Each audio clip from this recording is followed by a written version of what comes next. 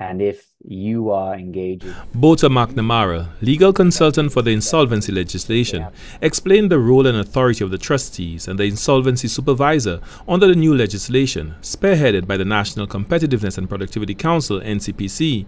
In recent weeks, the NCPC has held several stakeholder consultations with the legal fraternity, insurance and financial sectors, and the business community to update them and solicit feedback on the imminent enactment of the Insolvency Bill. in terms of powers, as I said, the trustee, be it government or otherwise, has a lot of powers built in to investigate, to engage in collection of assets, distribution of assets, and to ensure the system plays fair for both sides, creditor and debtor.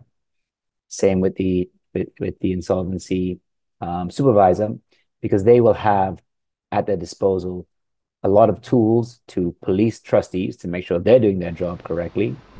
Nicholas Barnard, chairman of the NCPC, stated that the Office of Insolvency will serve as an arbiter, providing assistance to businesses and individuals negotiating proposals with lending institutions.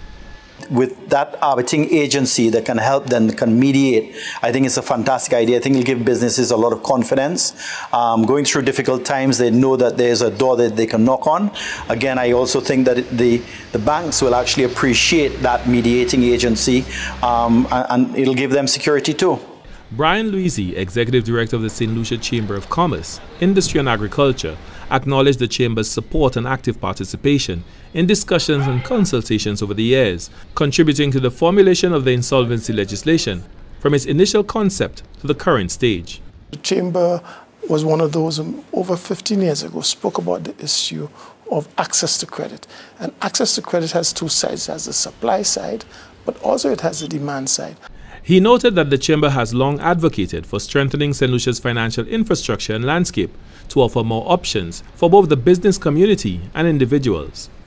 So it gives people an opportunity to look at their financial situation, look at their debt situation, and make arrangements other than just wrapping up their business. So it gives options. It gives the business person a chance to continue the operation. It gives the individual a chance to maximize the returns and the options. It also gives the creditor a greater chance and a greater structure in recouping some of their outstanding resources that they have put forward.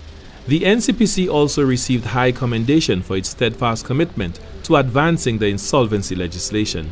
But the NCPC has not taken this as a tick in the box process where they say, oh, we did that. They've done substantive dialogue, substantive negotiation.